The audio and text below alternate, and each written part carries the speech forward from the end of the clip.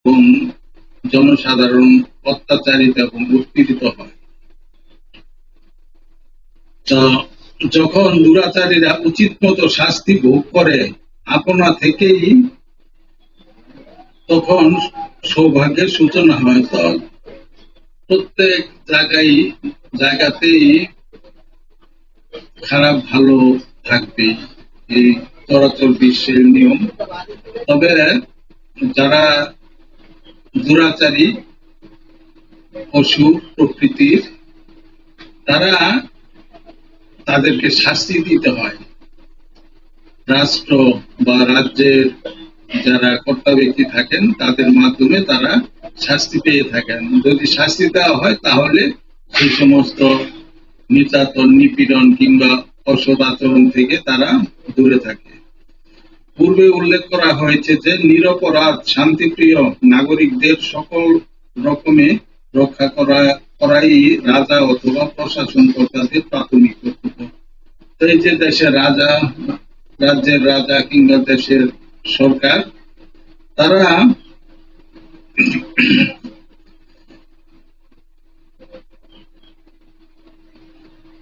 রাজ্যের যারা প্রজাসাধারণ বা রাষ্ট্রের যারা সাধারণ জনগণ, তাদের সবসময় শান্তি শৃঙ্খলা এবং তাদের নিরাপত্তা বিধান করাই রাষ্ট্রের বা রাষ্ট্রপ্রধানের, রাষ্ট্র সরকারের কাজ। সে কথাই এখানে বলা হয়েছে। তো ভগবত ভক্তেরা স্বভাবতই শান্তিপ্রিয় এবং নিরপরাধ, এবং তাই রাষ্ট্রের প্রাথমিক কর্তব্য হচ্ছে প্রতিটি নাগরিককে ভগবত ভক্তে পরিণত করার ব্যবস্থা করা। আমাদের প্রতিটা দেশের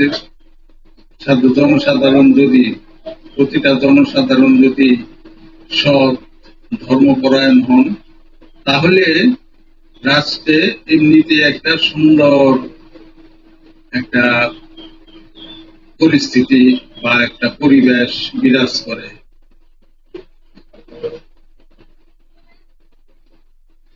সেজন্যই প্রভুপাদের যে অভিলাষ, সেটি হলো যে প্রভুপাদ এমন মন্তব্য করেছেন যে রাষ্ট্রপতি বা মন্ত্রী যারা থাকবেন রাষ্ট্রের, তারা যেন ভগবত ভক্ত হন। আর ভগবত ভক্ত হলে তাদের মধ্যে কোনো অন্যায় বা কোন রকম দুর্নীতি, স্বজনপ্রীতি এগুলি থাকে না। তাহলে আপনা থেকেই নাগরিকেরা শান্তিপ্রিয় এবং নিরপরাধ হবে। তখন রাজার একমাত্র কর্তব্য হবে দুষ্টদের দমন করা। তাহলেই সমগ্র মানব সমাজে শান্তি এবং শৃঙ্খলা ফিরে আসবে। তো যেটা ভগবান প্রদত্ত আইন, যে দুষ্টের দমন সৃষ্টের পালন, এগুলি সেই চিরাচরিত যে বিধান, সেই বিধান অনুসারে যদি সরকার রাষ্ট্র পরিচালনা করেন, তাহলে আর কোন রকম বিশৃঙ্খলা দেখা দেয়। যে দুর্বৃত্ত নিরপরাধ জীবের প্রতি হিংসা করে অপরাধী হয়েছে, সে যদি স্বর্গের বর্ম অলঙ্কৃত সাক্ষাৎ দেবতাও হয়, তবু আমি তার বাহু ছেদ করে ফেলব। তো উক্তিটি হলো পরীক্ষিত মহারাজের। পরীক্ষিত মহারাজ বলছেন যে এই ধরনের নিরীহ পশুদেরকে যারা নির্যাতন করে এবং এই নির্যাতন করে যারা অপরাধী, সে যদি স্বর্গের বর্ম অলঙ্কৃত সাক্ষাৎ দেবতাও হয়, তবু আমি তার বাহু ছেদন করে ফেলব। তবে পরীক্ষিত মহারাজ যেমন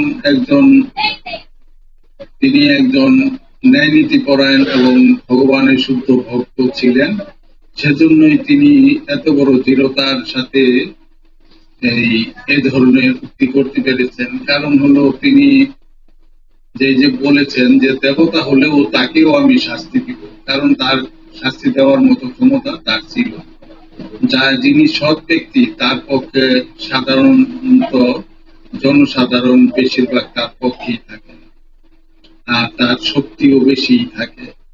যদিও সাময়িকভাবে হয়তো আমরা সে সমস্ত নিয়মগুলি বাধাগ্রস্ত হয়, তথাপিও সত্য সত্যই এবং ন্যায় ন্যায়। মানুষদের তুলনায় অনেক বেশি দীর্ঘায়ু বলে স্বর্গরাজ্যের অধিবাসীদের অমর বা মৃত্যুহীন বলা হয়। তো আমরা জানি এই পৃথিবীর রাত দিনে 365 দিনে স্বর্গের একদিন। তো এভাবে আয়ু দেখা গেছে যে পৃথিবীর 1 বছরে পৃথিবীর 336,000 বছর। পৃথিবীর 36,000 বছরে সেই স্বর্গের মাত্র মনে হয় 1 বছর। তো এভাবে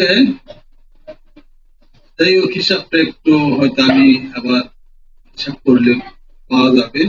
তো সেই কারণে স্বর্গের আয়ু, স্বর্গের দেবতাদেরকে মোটামুটি তাদেরকে অমর বলা হয়। সেটা পৃথিবীর দৃষ্টিকোণ থেকে, পৃথিবীর যে বর্ষ, সৌরবর্ষ, সেই সৌরবর্ষের নিয়মে। কিন্তু মূলত দেবতাদেরও মৃত্যু হবে, সেখানেও তাদের আয়ু ক্ষয় হচ্ছে, তাদেরও পুনরাগমন ঘটে। তো দেবতারাও মূলত তেমন একটা, সেখানে যেমন সময় দীর্ঘ, তেমন আবার মানুষের সুখের সময়টা কিন্তু খুব দ্রুত পার হয়ে যায়, চলে যায়। তো কষ্টের দিন খুব দেরিতে যায়। কেউ যদি একদিন বা এক রাত্র দুঃখ কষ্টে থাকে, সেই রাত্রটা মনে হয় যেন 3 দিনের বা 3 রাত্রির সমান। আর সুখের রাত্র, স্বাভাবিক রাত্র কিন্তু তেমন মনে হয় না। সুখটা টের পাওয়া যায় কম, দুঃখটা বেশি টের